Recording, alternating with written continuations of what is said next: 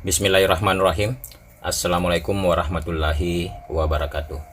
Selamat datang di channel saya, Proyek Adaptasi. Pada video kali ini saya akan memberikan informasi tentang persyaratan apa saja yang harus dipenuhi oleh guru honorer untuk mendapatkan pembayaran honor dari anggaran dana BOS. Dan berita bahagianya bahwa penggunaan dana BOS untuk guru honorer itu tidak dibatasi. Berdasarkan hasil kutipan dari jpnn.com yang terbit hari Kamis tanggal 25 Februari 2021, di mana judulnya mengatakan bahwa penggunaan dana BOS 2021 untuk gaji guru honorer tidak dibatasi. Di mana isinya menyatakan bahwa Menteri Pendidikan dan Kebudayaan atau Mendikbud Nadiem Makarim memastikan penggunaan dana bantuan operasional sekolah atau BOS 2021 untuk gaji guru honorer itu tidak dibatasi. Selanjutnya, ketentuan ini dikarenakan masa pandemi COVID-19 di mana banyak guru honorer yang ikut terdampak. Kemudian tahun ini pemerintah mengalokasikan 52,5 triliun rupiah dana BOS bagi 216.662 satuan pendidikan jenjang SD, SMP, SMA, SMK, dan SLB di Indonesia. Selanjutnya kata Mendikbud Nadiem Makarim, ketentuan penggunaan dana BOS oleh kepala sekolah untuk pembayaran honor guru honorer tidak dibatasi alokasi maksimal jika dalam kondisi darurat bencana yang ditetapkan pemerintah pusat maupun daerah. Ini dikatakan saat menyosialisasikan kebijakan BOS dan Dakpisik 2021 secara daring pada hari Kamis tanggal 25 Februari 2021. Berikutnya, sementara pembayaran honor guru honorer dalam kondisi normal adalah maksimal 50% untuk sekolah negeri dan swasta. Selain itu, honor juga bisa diberikan kepada tenaga kependidikan apabila dana masih tersedia. Jadi di sini perlu digarisbawahi bahwa tenaga kependidikan juga akan memperoleh honor jika memang dana masih tersedia dan sesuai dengan kebijakan sekolah. Berikutnya, bagi daerah-daerah yang ditetapkan sebagai daerah bencana, maka ketetapan honor bisa lebih dari 50%. Ini juga yang perlu digarisbawahi bahwa untuk daerah-daerah yang terdampak bencana itu, penggunaan dana BOS untuk honor bisa lebih dari 50%. Ini sesuai dengan apa yang dikatakan oleh Direktur Jenderal PAUD Pendidikan Dasar dan Pendidikan Menengah Dirjen PAUD Dasmen Jumeri yang mendampingi Mendikbud Nadiem. Selanjutnya, apa saja persyaratan guru honorer untuk mendapatkan pembayaran dari anggaran dana BOS?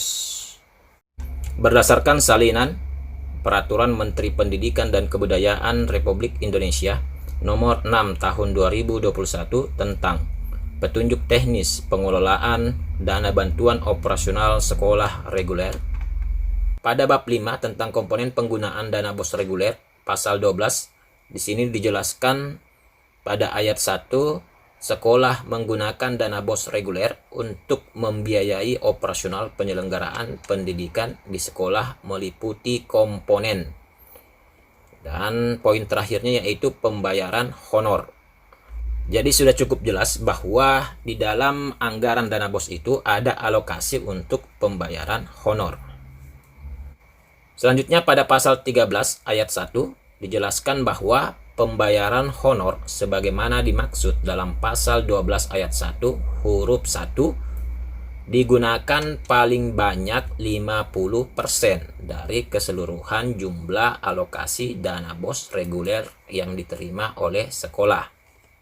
Jadi perlu diketahui bahwa paling banyak setengah atau 50% dari jumlah alokasi dana BOS itu digunakan untuk kepentingan pembayaran honor.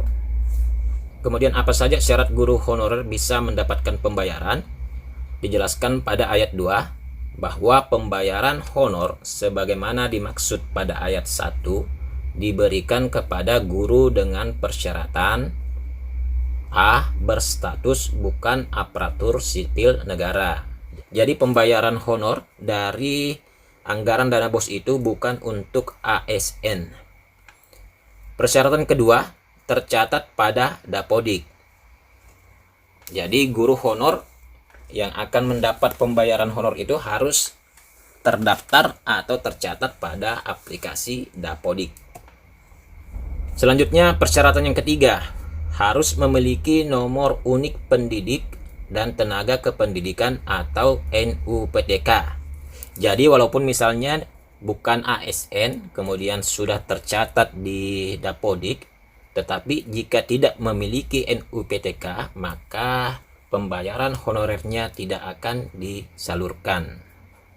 Persyaratan keempat, belum mendapatkan tunjangan profesi guru. Jadi yang sudah mendapatkan sertifikasi atau tunjangan profesi guru maka tidak akan mendapatkan pembayaran honorer walaupun statusnya masih guru honor.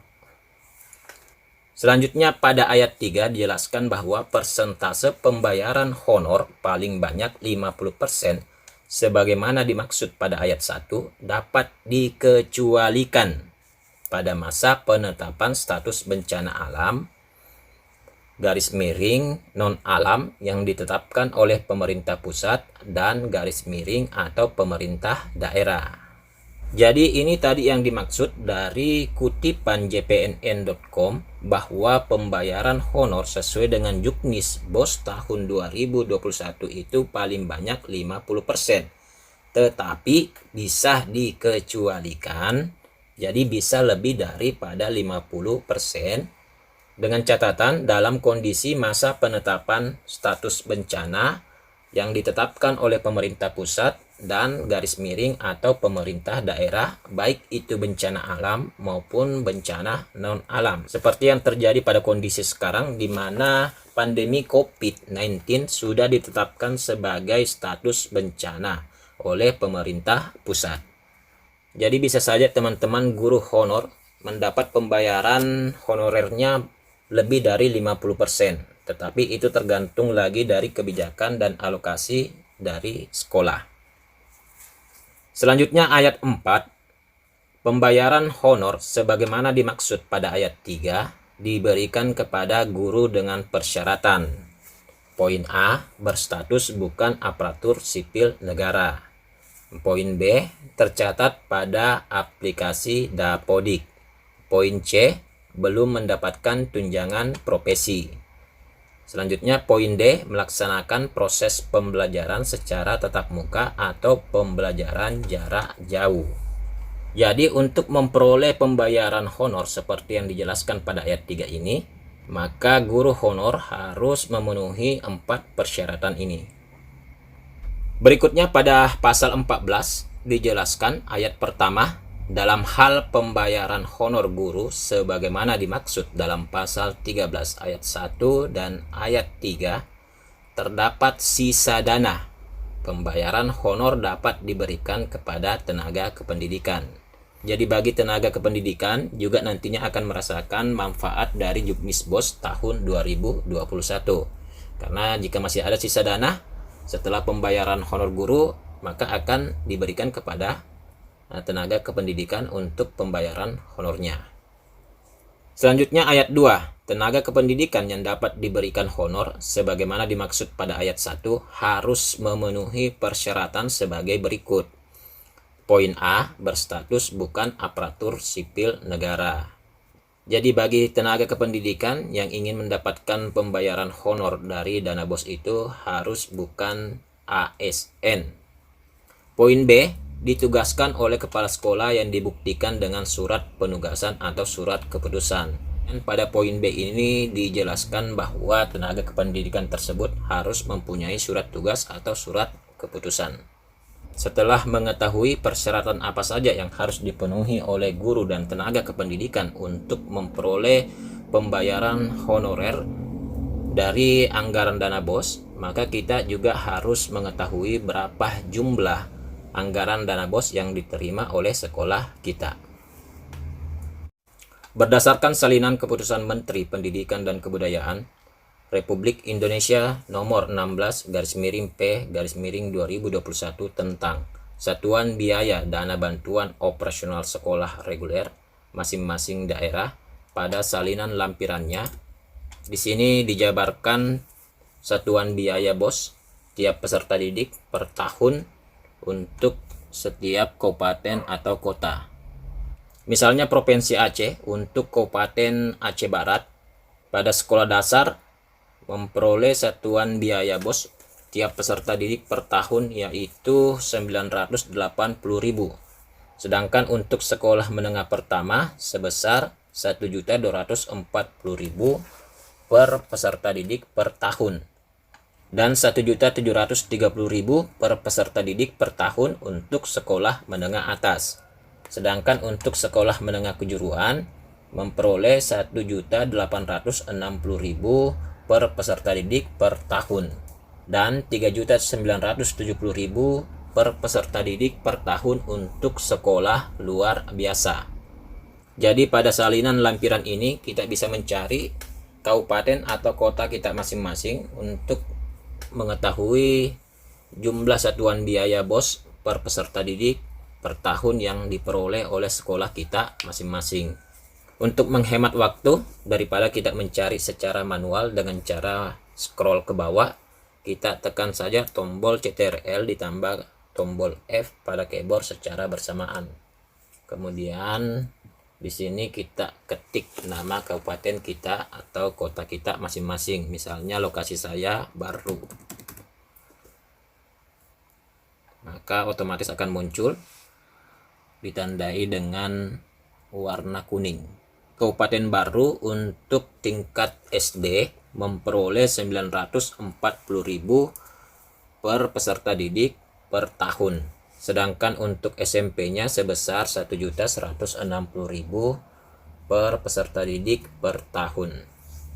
Tingkat SMA sebesar 1.590.000 per peserta didik per tahun. Dan untuk SMK sebesar 1.690.000 per peserta didik per tahun, serta untuk SLB-nya sebesar 3.690.000 per peserta didik per tahun. Demikian video saya kali ini. Jika video ini bermanfaat, silakan di-share sebanyak-banyaknya. Terima kasih bagi kalian yang telah meluangkan waktu untuk menonton video ini. Jangan lupa bahagia dan selalu bermanfaat bagi orang lain.